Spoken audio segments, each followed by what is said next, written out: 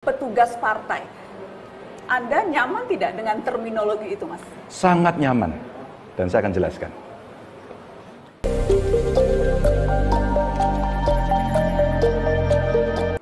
Kalimat yang disampaikan Ibu Mega dalam pengumuman kemarin menetapkan Saudara Ganjar Pranowo, sekarang adalah Gubernur Jawa Tengah, sebagai kader dan petugas partai untuk ditingkatkan penugasannya sebagai calon Presiden Republik Indonesia dari PDI Perjuangan. Petugas partai. Anda nyaman tidak dengan terminologi itu, Mas? Sangat nyaman, dan saya akan jelaskan. Kalau kita melihat orang berpartai, hampir seluruh partai, semua dijujurin. Kalau tidak ada tanda tangan dari ketua umum, dia tidak akan bisa dapat jabatan publik. Mari kita bertaruh. Mari kita baca konstitusi. Mari kita lihat semuanya dalam sebuah realitas. Satu, saya mau jadi gubernur yang tanda tangan ketua umum. Kalau saya tidak tanda tangani ketua umum yang merepresentasikan partai, maka tidak bisa. Kalau mau maju, silakan masuk calon perorangan. Yang kedua, mau jadi anggota DPR atau DPRD. Pasti seluruh partai akan melakukan itu, seleksinya di dalam. Dan itu representasinya sama.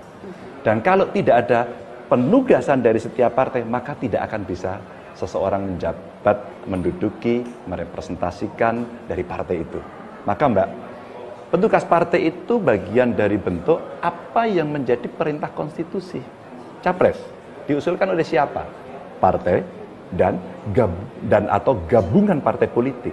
Representasinya pasti dipilih oleh partai yang direpresentasikan oleh ketua umum. Ditugaskan pada seseorang. Siapa yang paling memenuhi syarat menurut partai itu?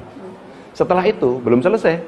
Setelah dapat penugasan seperti hari ini, ditugaskan, maka berikutnya dia harus melaksanakan fungsi-fungsi, visilah, misilah, pesan ideologis dari partai untuk bertemu dengan masyarakat. Bertemulah kemudian setelah penugasan itu bersama masyarakat.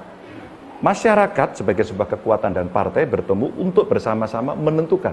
Bentuknya apa? Dalam kontestasi pemilu. Disitulah sebenarnya Sangga Penariso itu, toh saya jadi gubernur, jadi anggota DPR, akhirnya kami berkomunikasi intens dengan rakyat.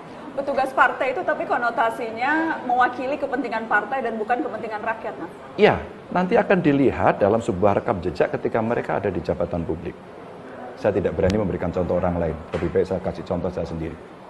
Ketika hari ini masyarakat kemudian menyampaikan protes sesuatu kepada saya yang mungkin tidak setuju, saya layani langsung. Apakah saya konsultasi dengan partai? Tidak. Karena sudah mengerti mana yang kemudian kami harus konsultasi kepada partai, mana yang kemudian menjadi kewenangan. Apakah saya menjadi anggota DPR, apakah saya menjadi gubernur. Dan itu untuk orang, untuk kader yang pernah mendapatkan kaderisasi di partainya, pasti dia sangat tahu pada soal itu. Dan saya salah satu orangnya. Petugas partai, bosnya juragan partai, Mas? Oke, tapi pada banyak keputusan kami boleh kok berdiskusi. Kami bisa kok menyampaikan pendapat, dan Ibu Mega sangat rasional pada soal itu. Menyampaikan pendapat, tetapi keputusan akhir kalau juragannya adalah ketua umum, keputusan akhir ada di tangan ketua umum. Partai akan punya mekanisme masing-masing. Partai akan punya. Apakah mereka punya rapat kerja? Apakah mereka punya rapim? Pasti tidak tunggal. Pasti tidak tunggal. Makanya kontak PDI Perjuangan sesuai kongres ya, kelima itu memberikan penugasan juga. Bu Mega saja menyampaikan kepada saya, aku juga ditugaskan oleh partai. Sebagai kader partai. Ditugaskan untuk memimpin ini dan kemudian memberikan amanah ini. Maka dengan maturitas politik, saya kira kita mampu untuk memisahkan pada soal itu. Karena partai ujungnya juga pembelaan rakyat. Dalam real politik, terkadang kepentingan partai itu bahkan bertolak belakang dengan kepentingan rakyat, Mas. Sangat mungkin, tapi diskursus itu kan, dialektika itu selalu bisa terjadi. Negosiasi untuk bisa bersepakat selalu terjadi. Apakah rakyat dengan political pressure, apakah partai dengan visi, misi, dan programnya, maka ada zona netral untuk bisa menyelesaikan itu, namanya parlemen. Maka hampir seluruh keputusan publik, dan itu sudah terjadi pada banyak keputusan. Maka biasanya ketika partai atau kelompok partai memutuskan ini dan masyarakat tidak setuju, apa sih Mbak bentuknya? Demo. Apa bentuknya? Mereka dialog. Apa bentuknya? Hearing. Sangat banyak sekali. Maka konsensualisme yang mesti dicapai untuk mengambil keputusan, elemen-elemen masyarakat inilah yang kemudian akan bisa bertemu, yang jelas saya di zona netral itu, ya seperti di parlemen itu. Jadi sebenarnya ini biasa saja. Seperti di parlemen, tapi Ketua Komisi 3 Bambang Pacul, kader PDI Perjuangan yang juga teman Anda, Mas Ganjar, itu yang kemudian bikin ramai dan viral pernyataannya kan ketika bilang siap mengikuti perintah partai. Ya. Yang kemudian sekarang diksi petugas partai itu, Mas, itu diksi yang banyak digaungkan juga dari berbagai pihak, termasuk mungkin juga dari lawan-lawan politik Anda untuk menggambarkan Ganjar Pranowo ini memang nanti akan nurutnya ke ketum partai, tidak akan mendengarkan rakyat. Memangnya kader partai, memangnya calon yang lain, ya, ketika dia maju, dia tidak mencari partai, Mbak. Silakan disebut yang sudah ada. Cari partai ini, mencari partai itu, ngelamar sini, ngelamar situ. Partai kan? Dia ditugaskan nggak oleh mereka? Kalau mereka dia tidak ditugaskan, dia bisa dapat itu. Enggak.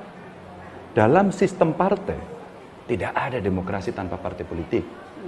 Saya memilih jalan sebagai seorang kader. Mbak, kebetulan saya pernah menjadi ketua pansus undang-undang parpol. Fungsi partai politik, agregasi politik, sumber rekrutmen kader. Ya. Maka dia melakukan diklat, dan kader inilah yang kelak kemudian akan mendapatkan penugasan. Ya. Soal diksi inilah yang kemudian menjadi satu perdebatan, dan kami, mekanisme internal PDI Perjuangan, kami mengambil diksi itu dan tidak masalah buat kami. Dan silakan kemudian tapi Anda dicek bisa di banyak memahami bahwa ada kekhawatiran, karena kalau kita bicara partai politik, setiap survei, setiap sigi yang dilakukan menunjukkan persepsi publik terhadap partai politik itu sangat buruk. Bahkan tingkat kepercayaan terendah institusi demokrasi itu partai politik, kemudian DPR. Jadi wajar ada kekhawatiran Ganjar petugas partai tidak akan bisa bersikap independen terhadap rakyat. Wajar kan kekhawatiran itu? Semua yang menjadi kritik masyarakat, semua yang menjadi opini masyarakat dan sikap buat saya adalah wajar. Itulah makna esensi demokrasi. Ketika kemudian di acara Mata Najwa hari ini saya bisa menjelaskan, saya akan jelaskan. Mana dalam fungsi konstitusional, mana dalam fungsi eksekusi sebagai seorang eksekutif, dan bagaimana kita berelasi dengan rakyat. Bung Karno dekat dengan rakyat.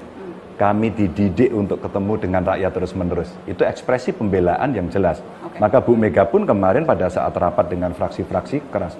Turun kamu. Jangan mejeng saja. Dekati rakyat, dengarkan suara rakyat. Saya kira kita bisa memahami itu ketika kita bisa merasakan apa yang menjadi perintah itu. Mas Ganjar.